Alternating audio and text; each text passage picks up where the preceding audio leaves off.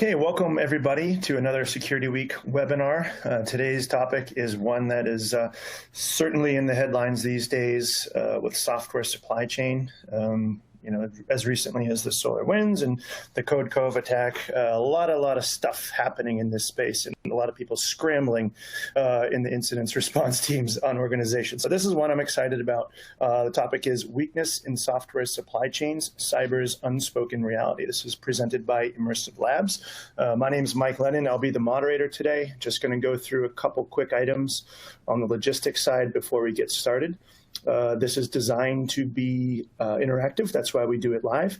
Your interface is configurable. You'll be able to resize those windows. If you want to make the slides bigger, you can do so. If you want to make the video screen bigger, you can do so. And you can also type in your questions using the Q&A box in the interface. We'll most likely save those for the Q&A period after the presentation, but we'll keep an eye on them throughout. What else? Yeah, that should be it. You'll notice some resources in there as well, links to some files and informational sheets. Feel free to, download those. And without further ado, I'll go ahead and hand it over to our presenter. We have Sean Wright. He's the lead application security expert at Immersive Labs. So Sean, I'm going to go ahead and pass it over to you.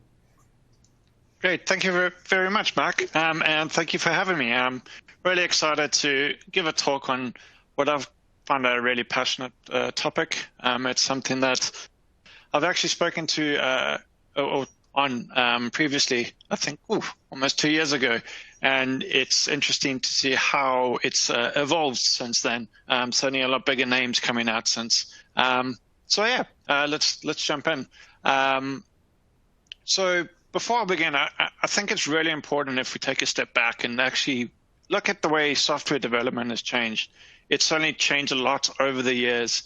And for me, this is probably one of the biggest things that has the largest impact in terms of software supply chains and why software supply chains are becoming a bigger thing and probably a more juicy target for attackers. Personally, if I was an attacker, this is very much the thing I'd be focused on at the moment. Thankfully, I'm not an attacker, so don't need to worry about that. But yeah, I see it as a really juicy target for them. So if we take maybe 10, 15 years ago, maybe even a bit longer, if we look at the way that organizations develop software, they typically developed it from the ground up. So they would start things from scratch. They would start all the code. Maybe they would have libraries, but those will be internally developed libraries. Any sort of code relating to the app would be specific for that app or maybe just the organization. And really in the past, there was a lot of reluctance or hesitance to use open source software. And then you combine this with the way software was released. So you develop these things from the ground up. You eventually get with this big monolithic app. So probably most of the app developed in one go and ready to be shipped out. And that's good from a security point of view. Why? Because it's a lot easier to kind of monitor and manage and factor in things like penetration tests. So if you think about it, penetration tests, yes, I might be testing, 30-page web app, for instance, with a lot of functionality.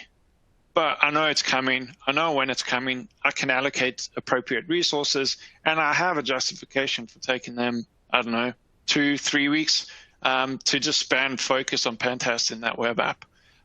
It also means that you can thoroughly review the app, review source code, and you also have greater control over the code that then goes out.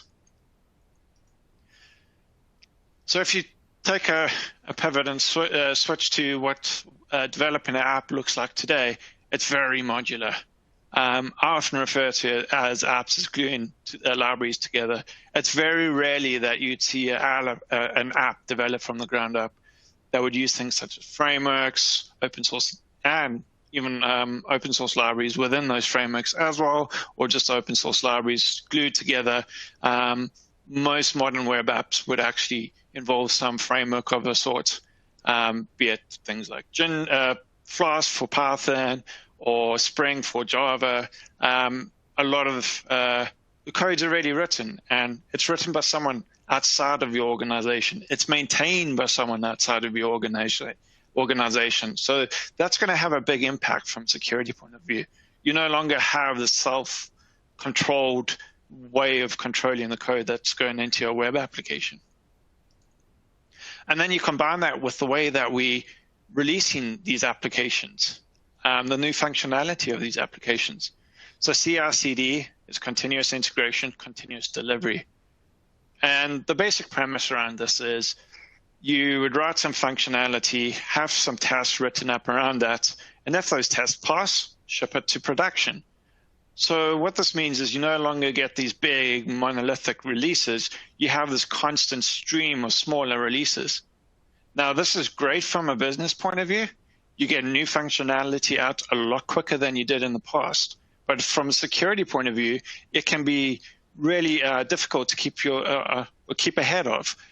You have these constant releases going out, and if you don't have the appropriate protections in place, preferably automation, you can find yourself having all sorts of security vulnerabilities going out without even realizing it. And perhaps probably the biggest thing that we see today, CI/CD has certainly enabled this a lot over the past few years. And that's the need to drive faster and faster and faster. Deliver quicker, quicker, quicker. As your competitor delivers quicker, guess what? You're going to have to develop quicker, and so on and so on. So the competition is getting a lot fiercer. So that means the need to deliver new features, functionality, and all of that to your customers is growing. So one way around trying to deal with that is stop developing everything yourself and trying to get these things that are already developed and then kind of build them into your software.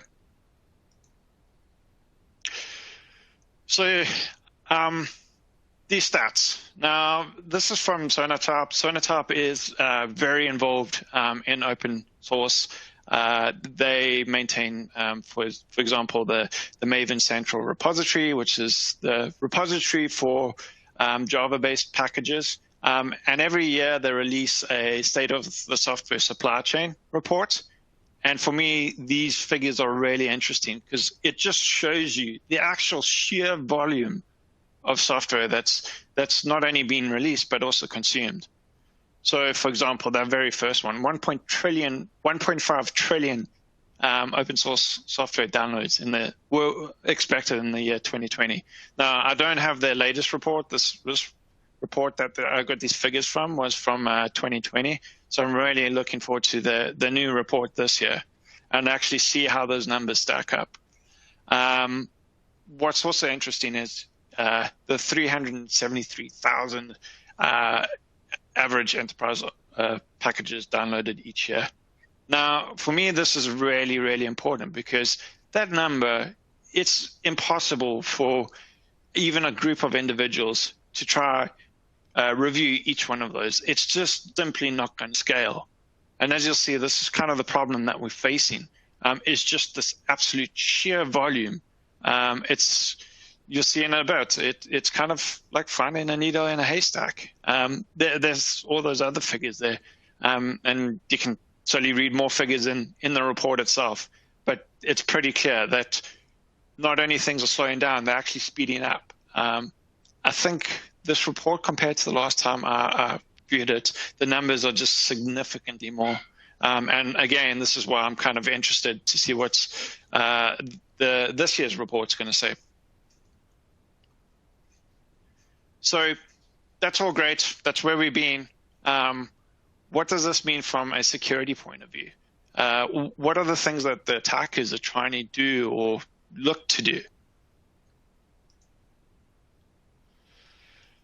And again, referring back to that report, you can see the kind of volume of attacks now starting to happen. Probably, I'd say, 5 years ago.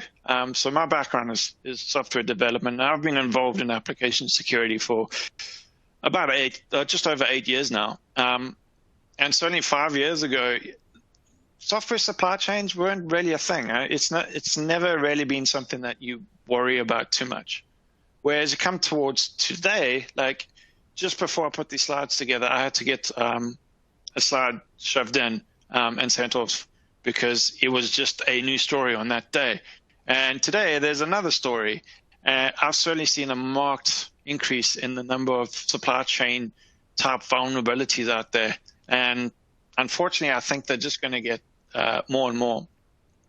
So again, these numbers, 40% of all NPM packages rely on code with a known vulnerability. And I'm highlighting these because the known parts, because these numbers are important. They are known vulnerabilities. One of the things that I have had frustrations with developers is that often when libraries are used, they try to get the latest version when they're going to first introduce it into the application. But then on, it's kind of forgotten about. No one ever really pays attention to it. And as time goes on, there's more and more vulnerabilities with these libraries. So there are known vulnerabilities. If we know about it, the attackers certainly know about it. So they are known vulnerabilities in your application. And they're not just one or two. There's quite a bit. I mean, the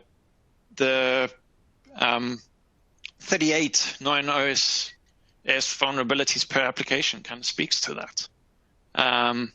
But yeah, more interesting stats in the report, so I highly recommend you're going to have a look at it. And as I refer to, like, you can just see the sheer volume combined with the actual flow of new features going out. How do you keep on track? It's almost like finding a needle in a haystack.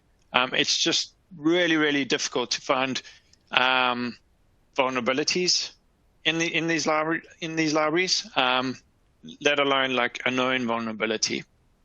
And this kind of goes on to my next point. So I view risks from supply chains come in two forms. The first one being a malicious. So an attacker will purposely inject some malicious code or payload into a library. They could portray the library as a legitimate package. Everything seems fine. Then a few versions later, they'll introduce some malicious payload into it. They could take over a known and popular library and then introduce it that way. The point is, it's done with an intent. And then the other issue that we face are accidents. The vulnerabilities that are in libraries that aren't intentional. And these are by far the most. And there's a wealth of them. And again, the volume of them is just massive. So taking a step back, these are kind of attacks that an attacker could then use to compromise your application and or infrastructure. So the first one being Typo Squadding. This is where attacker leverages names of popular packages and then kind of introduce some subtle spelling difference. So maybe instead of a capital O, they might put the letter 0 or something like that. So it's really hard to distinguish, and people unfortunately do make mistakes, and that's how they get people to download these packages, especially if they're popular. The other one is malicious code injection. So an attacker might be able to gain access to the source code of the library and then be able to inject their malicious payload or backdoor, whatever they want in there. The next one is kind of related, but they would typically not modify the source code. There have been several cases of this where they've rather packaged the library containing the malicious payload and then put that into the repository. So when someone actually reviews the source code, everything seems fine. There's no sort of things pointing to any suspicion. But the actual library, the binary that you download and use within your application, then has that malicious payload in. The next one is infrastructure and build system. So I'll come to this in an example later on. But yeah, this is where they perhaps target be it your internal build system or maybe a build system of an open source package. The way most of these libraries work is there's kind of a public repository. So that's where organizations would download the package from, and then that would put it onto an internal repository. Many organizations have internal repositories that hold their own internal libraries, but then they can also use to proxy requests to external public repositories. So what an attacker would do is then, if they be able to gain access to infrastructure, they could then plant malicious packages on that internal build or internal repository. Also the actual build system itself. Sometimes there is even more local repository, and this could be on the system that's actually doing the build itself. This is a very new vulnerability. It was kind of covered this year, and that's dependency confusion. This comes in quite a few repository managers, and the issue stems around the public and private repositories.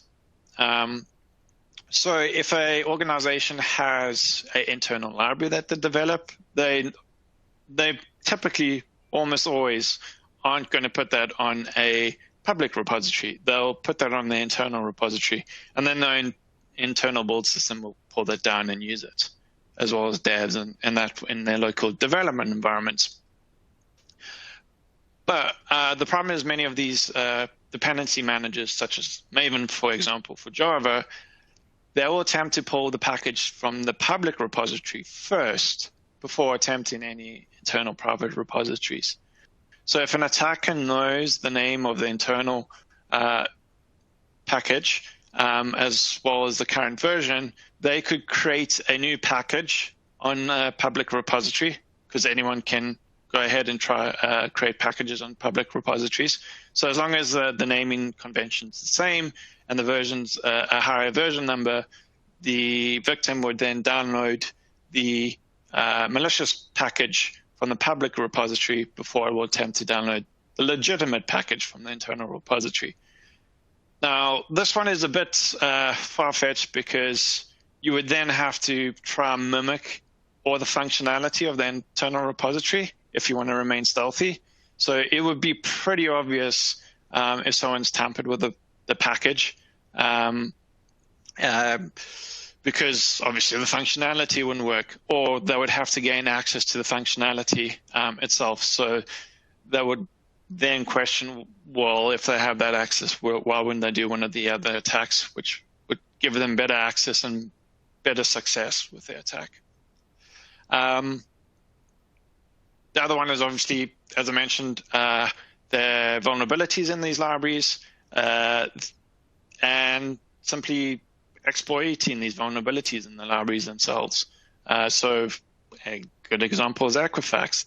There was a vulnerability, struts vulnerability, there was a deserialization vulnerability in Apache struts.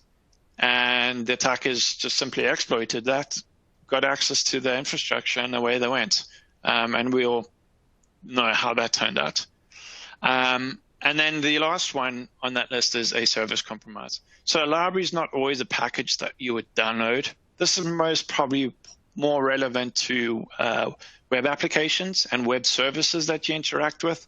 So there are things like authentication. You would use something like Auth0 or Okta to do authentication to your site.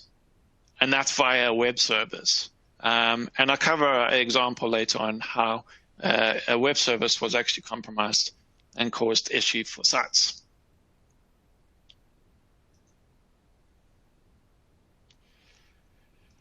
So, pros and cons of using open source software. Full disclosure, I'm an absolute fan of open source software. I think it is a great thing that's helped change the industry for the best, and it's certainly done a lot more for the industry than any sorts of harms. But there are still pros and cons that you need to consider. So one of the biggest pros is reuse. So many organizations can reuse the same code. And this is important because one of the things about having different organizations reusing the same code is if there are any issues found there, they're a lot more likely to be found if many people are using or covering that functionality. Whereas if an internal organization is doing it and maybe 5 people are using it, it's maybe less likely that any sort of issue will be. To this, there's also shared knowledge. So we can see this numerous times. There's forums out there on open source libraries. You can go to things like Stack Overflow and find a whole bunch of information. People worked on things, faced issues, and then share the knowledge. Where if it's internal, it's going to be very specific to that company, and maybe you have an individual who has most of the knowledge about it leave the organization. That knowledge goes with them.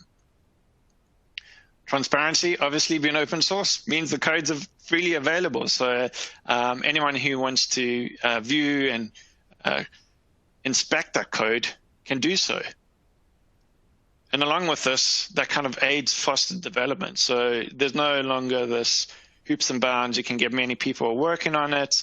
To the point below, get community involved. So there's kind of collaborative work going on, many people working on things and working together to kind of achieve a common goal. Unfortunately, it's not always the pros. There are cons. One of the things is, depending on the projects, there are often less resources. So, for example, if you take a company that's, I don't know, developing a library or service for a specific cause, that's their business model. They're probably going to have a vested interest to make sure that's looked after. So, therefore, they're going to put more people on it, more money, and more resources. And that may, or rather should, hopefully result in better security. Open source software are often done as a side project, maybe by 1 or 2 people,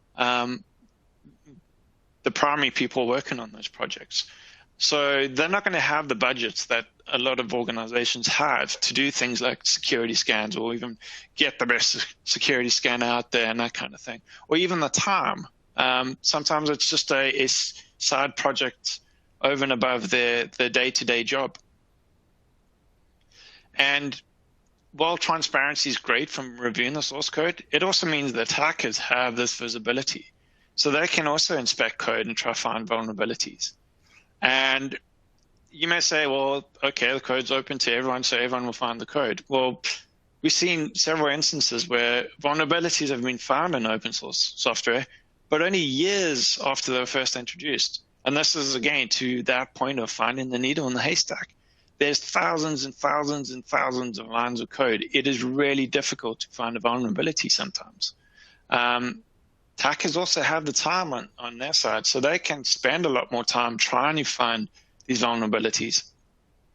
Lack of support, you often not paying any money towards these. It's a side project, so any sort of issues that you find, not always, but sometimes you may find that you report it, the person's no longer actively supporting the project,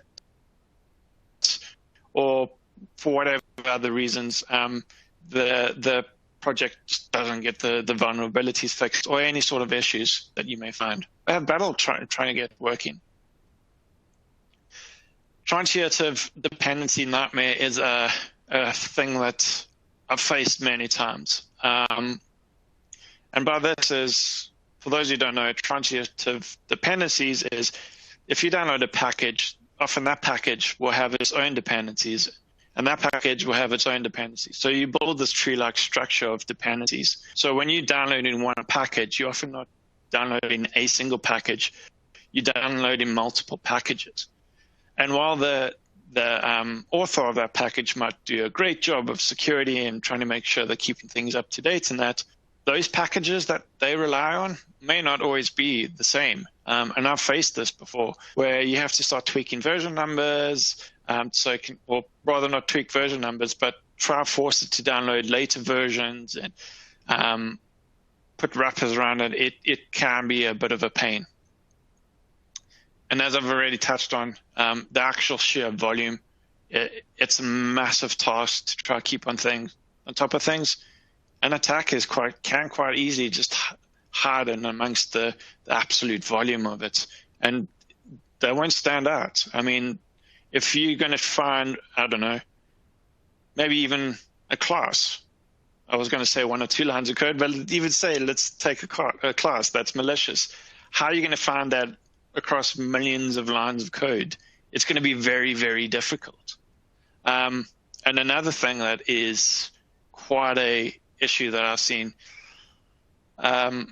many of the package managers don't do any sort of signing. So they'll just willingly pull down the package without sort of any verification to say that this package has been created by someone you trust. Some of them do have the option, but they aren't enabled by default. Maven, for example, it will just happily pull it down. From Maven Central, if that package is ever tampered with, it will happily pull it down and use that package. There's no verification. There are ways to verify it via plugins, but in its default state, there's no verification. So coming on to some real world examples. So it's all very well me saying this could happen and this may happen. I'm a firm believer of reflecting back to real world examples, because not only could this happen or this may happen, this has happened. So in February 2018, this is an example of a service attack. So there's a service called Browse Aloud, and they provide assistive technology. So those who may be visually impaired, it helps them on websites. And a lot of government websites actually use this. A vulnerability was found that a crypto miner, a CoinHive crypto miner, was injected into the JavaScript that actually tied into the service. And some of the government websites that were affected by this was the RCO. So to the end user, maybe didn't mean a lot, but it does show the potential for doing a lot worse things. Instead of a crypto miner, they could have redirected users to a malicious a fake login page to steal credentials. Government websites, tax returns, maybe go to fake login form for your tax return, that kind of thing. Thankfully, this was found really quickly. I think it was found within a day. So unlucky for the attackers, I think they only made like $30 or something like that. But yeah, it's not a rare case for that to happen.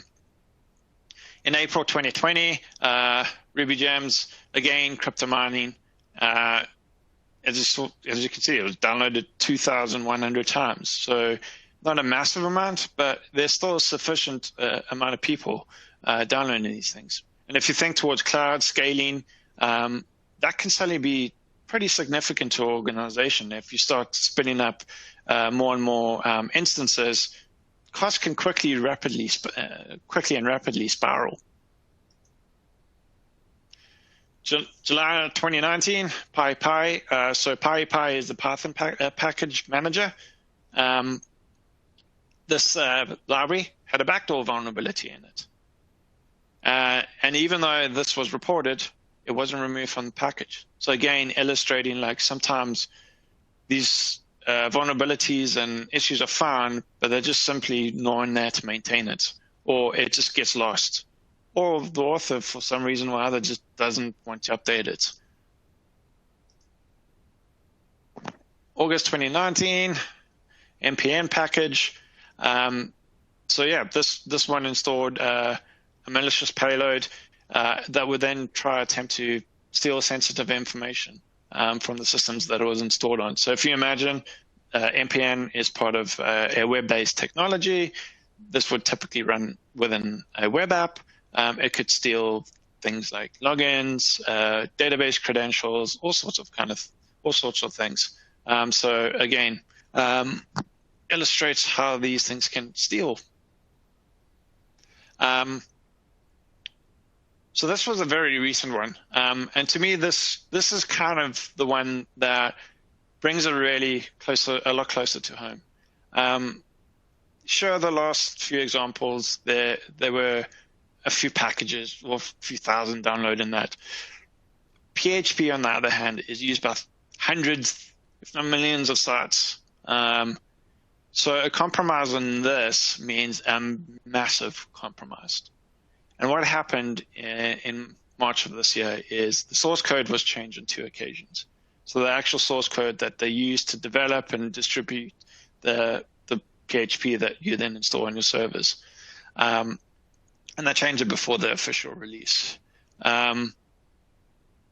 Thankfully, this was picked up before the release. So luckily, these malicious payloads didn't make it into the release. But could you imagine what it would have meant if that happened? It would have been a massive amount of people affected. And this is just kind of starting to show the trend. Again, didn't make it into slides, but I saw another one on a Python, a PHP library, in fact. Again, impacts thousands of customers. That was just disclosed today. So I've been talking a lot about software packages and focus more on the development side of the software that you include in applications. But this example I still think is important to highlight in this. So in April of this year, Password State, which is a password manager, but largely used by organizations rather than consumers, they were compromised. It turns out their build system was compromised, and a malware was injected into the package that customers would then install. Unfortunately, this is probably not the greatest thing to have in a password manager. So that meant those customers who used this had a fun time trying to reset all their passwords. I don't know if there was a clear indication if any of those passwords were ever compromised, but given that this actually had full access to the software, it's not hard to believe that those passwords would have been compromised, hence potential all passwords compromised. And yeah, that's to me also resonates. It's not always just the libraries that are at risk, it's also the actual software that you use within your environment or infrastructure.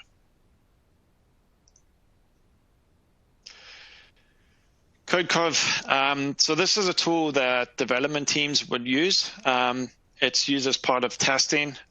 They'd use this to find out the code coverage. So when you're doing tests, making sure that those tests cover as much of your code as possible. So this tool helps development teams identify that. There was an uploaded script that was modified, and as a result, the attackers were then able to gain access to information such as API keys, credentials, and tokens. So these would have been details that would have been used within a build lifecycle. So potentially production, but most likely related to testing. And again, showing why you need to separate your production from your testing.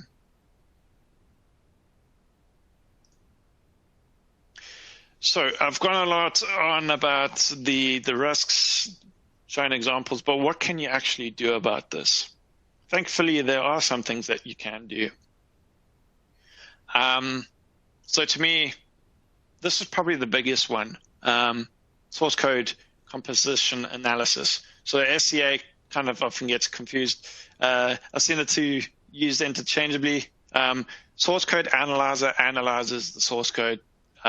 It's for known vulnerabilities. Software composition analysis analyzes software to see the components that actually make up that software. In other words, what packages are used in frameworks. And there are a few out there. So the OS project, go have a look at OS Dependency Track. It is a really, really great project, well put together. And best part is it's free. The only cost is actually the cost of running it. So I highly recommend you go have a look at that. There are other commercial tools. Sonatype is probably my recommendation. if you ever look to commercial tools, they're really great. It's also really well put together. But there are also other tools, sometimes embedded within the kind of development environment or language. So npm audit being one of them. Within some of the Git services, such as GitHub, there are things like Bandit.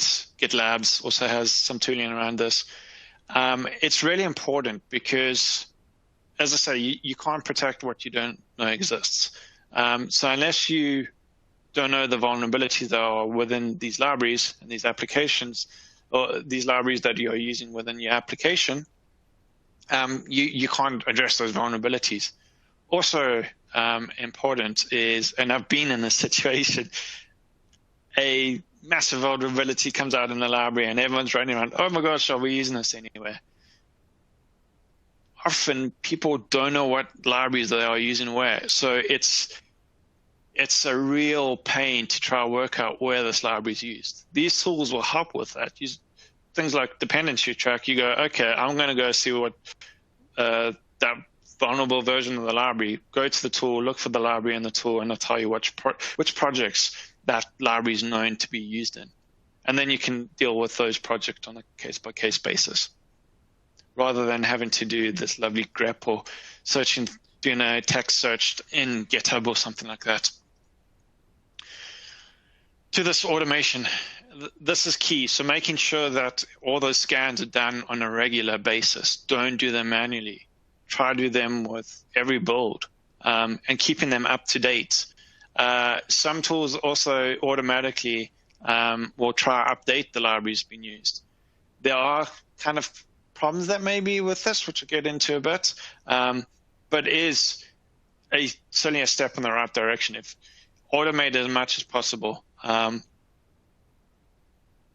I kind of automate some of these things on this page here as well. So monitoring, make sure you alerting on outgoing requests, unless you know the service does have an outgoing request. So I don't know, for example, you have a web-based application and it's suddenly trying to hit some site or some service that you don't have any relationship to.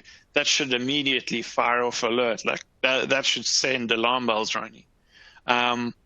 To the point below with content security policy. Content security policy is what I view as a firewall for web pages that load in the browser. It defines what resources they can load. So in the case of that browser loud, if there was a content security policy in place, that script would have not run. And yeah, they would have been blocked immediately. And also importantly to that, it would have fired off alerts. So content security policy has the ability to report. So it will report on any violations and then send that, the browser report that and then send it off to a defined URL. So you can get a sort of early warning system. So if you see things trying to load a script that you don't know about, that should immediately cast your eyes on that. Firewalls, making sure that you block connections. Like a web server should almost never need to access the internet. So only allow it to access services that you expect it to be able to access. And if you can, use a proxy to force those connections through. And then also to the point above, any violations, monitor them, fire off alerts on them. As I mentioned previously, there are signatures. Unfortunately, many package managers don't enable them by default, but many of them do support it. So enable that. Make sure you have keys, keep them up to date, and then you can validate that that package hasn't been tampered with. An update. Now, update is a really difficult one, and I'll show you in a bit like just how easy it often is, but it's not always as easy as that. There's a term, backwards compatibility. So sometimes, and I know certain package maintainers are not very good at this because I've worked and dealt with this. I'm on one package manager and it's a pain. When you update a package, they change a whole bunch of functionality. different system calls and class calls and that kind of thing. So when you do update the package, you have to make a whole bunch of code changes. Thankfully, I don't think it's too often, but it does happen. So to the prior slide, make sure you have automated testing so you can update packages with confidence. So if you update a package and notice the automated testing build broke, well, then you probably know that that updated package caused the issue. And if you have automated testing and you update a software package and nothing breaks, great. That gives you greater confidence that that package is working just fine. So, to my points on the previous slide, I just want to go through an example, kind of illustrating often how easy it is to update a package, especially with modern package managers, and also just showing you like the number of vulnerabilities often associated in the package. So I'm going to try this, share my screen.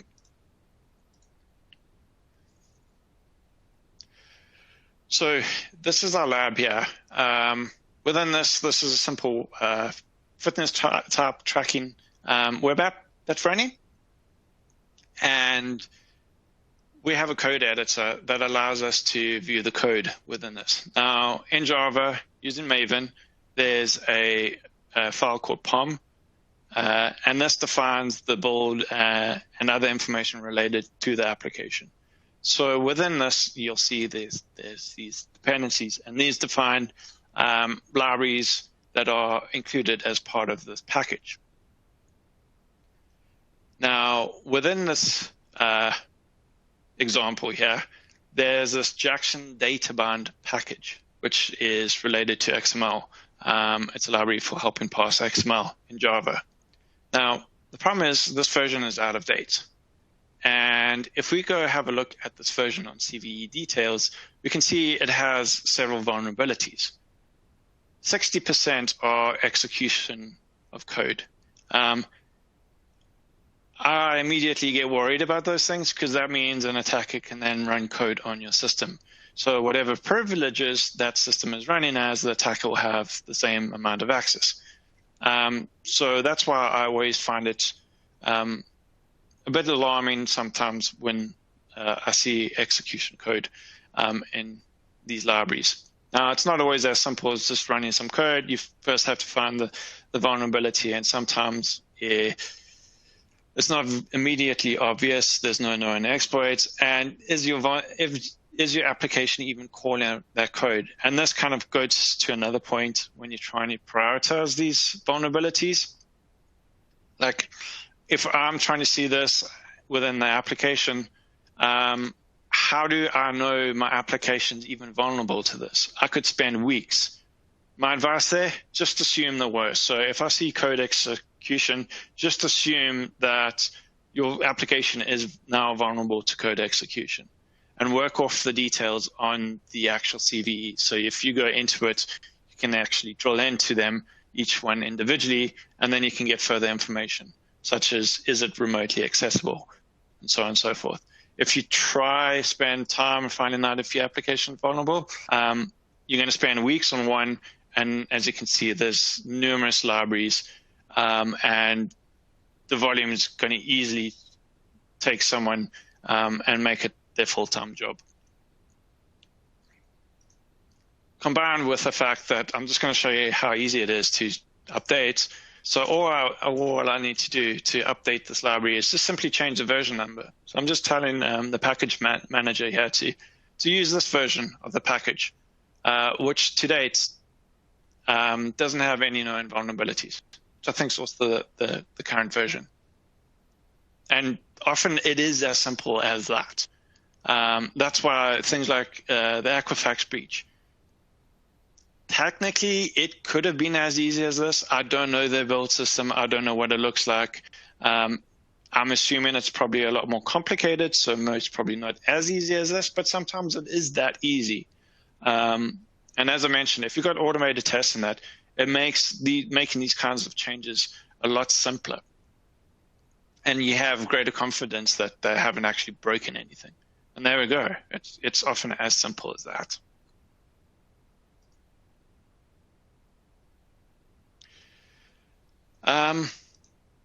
So that's the end of the demo and the end of my talk. I'd like to thank everyone for the opportunity and thank you for listening in. Hopefully you found it useful. And I think we are opening up to some questions. Yeah, we do have some questions. Thanks, Sean. Okay, one of the question was, is there a live example? But you just kind of covered that one, so we can go ahead and mark that one as answered.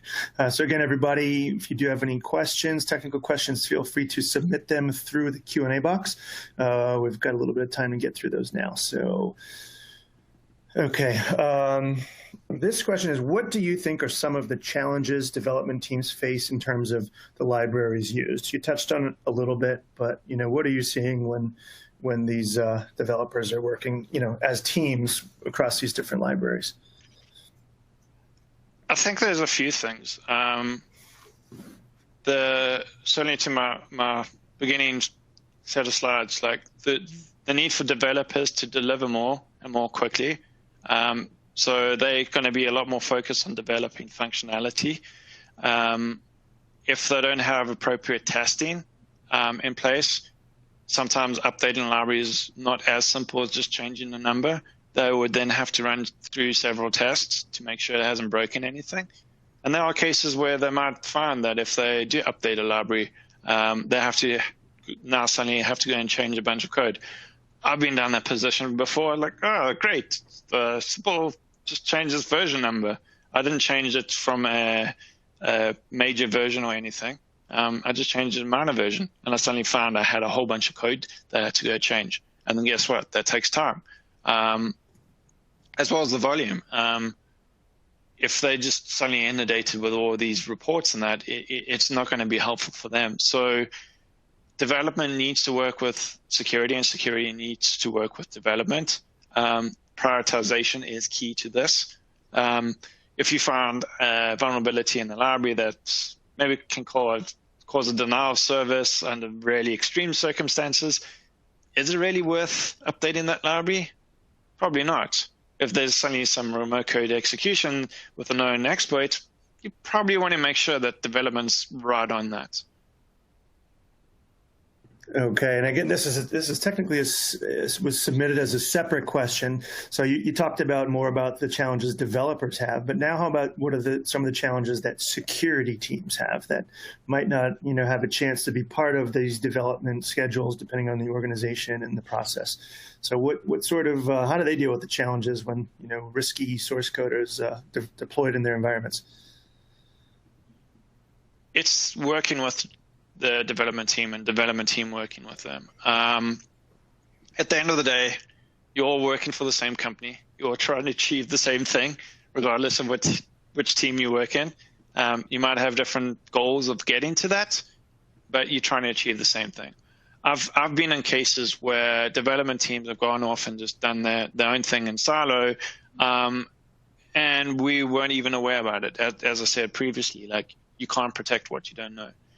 At times, security teams might go to development teams. Oh, this has a CVE. You have to fix it right now. So it's trying to understand both sides, trying to work with one another, and having the tooling and knowledge there to support one another.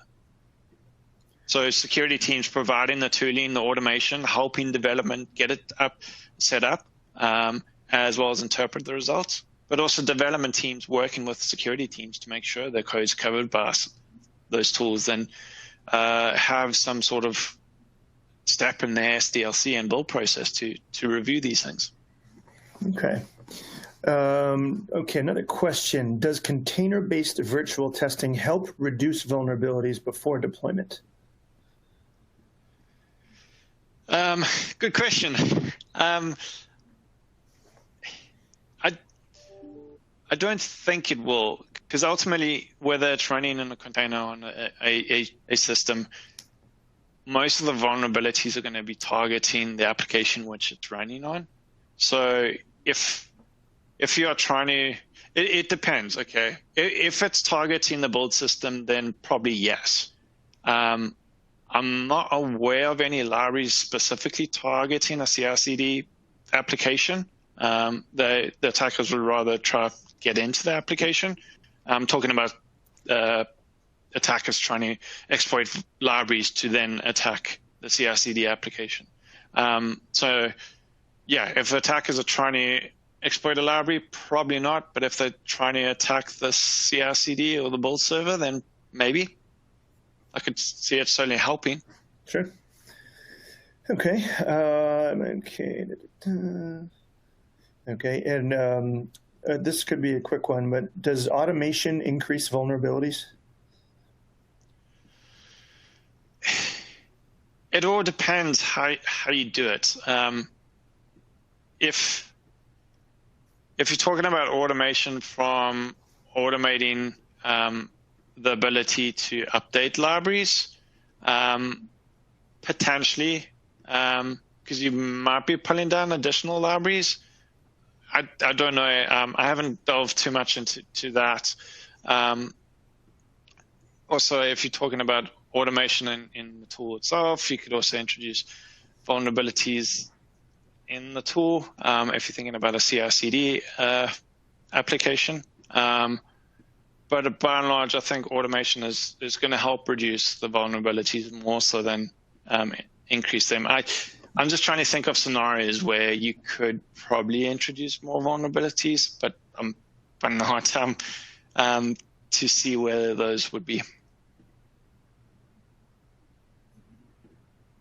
Okay. Okay, so I'm reading a couple questions here. All right, this question. We currently allow a number of third-party apps into our environment that come from various small niche vendors in our industry. Could you recommend a way of vetting these applications before deployment? We currently submit to VirusTotal for hybrid analysis. So interesting question. Yeah, this is a difficult one. I think where we're going to end up is, rather than trying to review things like source code and that, we're going to review and monitor behavior of libraries or applications. As I mentioned, like the sheer volume just means it's just not going to scale. We can't go sift through every line of code. Google apparently builds their own, like every version of open source software that Google does, they build their own application, or build the library themselves. So I'm really curious how they do it. But yeah, in terms of vetting, like it's really difficult. Run it through a source code, SEA, software composition and analyzer, so you can identify libraries that have known vulnerabilities. And yeah, apply the things like monitoring and that. Trying to review the code is just going to be really difficult. And the other problem you're going to have is they're going to release multiple versions. So you're going to have to do it each time they release a version. Another approach that many organizations are doing is actually review the organization itself. So ask things like, where's their security in your SRC? Like, how are you releasing these libraries? How are you signing them? How are you protecting your build environment? Those are the kind of questions that will probably get you a lot further. Okay. Yeah, none of this is easy, that's for sure. No. Especially when you're dealing with third parties. Third parties and fourth parties and fifth parties. Okay. How easy is it to prioritize or evaluate the risk of a vulnerable library? You know, kind of like other vulnerabilities, people have a lot thrown at them and they have to kind of figure out which ones to chase. How do you guys do it on the side of vulnerable libraries? Yeah, this one can be really tough. My advice is get development teams involved. They work and are the closest to where and how that library is used. I've been in scenarios where security teams go, no, it's a vulnerability. It's definitely a vulnerability. You have to fix it now. And the development team say, like, look, we're not using that feature. It's impossible. And there's a back and forth. So if you get on a call, have them part of the prioritization process. So they can dispute any sort of calls made on terms of the priority. And it's essentially a collaborative decision on the priority. So your security team has input, your development team has inputs. There may be mitigations in place that the security team don't know about that may not even eliminate it, or it may still be vulnerable, but it really reduces the severity of it. So yeah, going through things like the CVE, finding out the details of it, use the CVSS vector as a guideline of how exploitable it is and the impact that it'll have, and then having a discussion on what it is to that organization. This is something else I've seen. Like, people take the CVSS score and say that's the gospel. That it's a 9. It has to be a 9. End of story. Well, it may be a 9 for one organization, it might be a 2 for another organization. So go through the CVSS, use the other things like temporal score and environmental scores to tweak it for your organization. Prioritize it for your organization, your use case.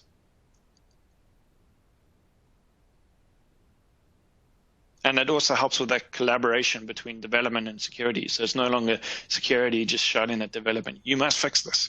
and the engineer ignoring the security teams. Happens a lot. Okay. Okay, not sure what this one's going, and maybe we'll give it a shot. What are your thoughts on real-time coding methods with security proofs? I've actually not heard of that one before, so I'm going to be completely honest. I think that might be related to RASP, which is Runtime Application Security Policy, but I'm not too sure. I'm being dead honest. I haven't heard of that before. Okay, we'll mark it's that, interesting. And we'll try and follow up with you guys offline for that question. Okay, we got that one.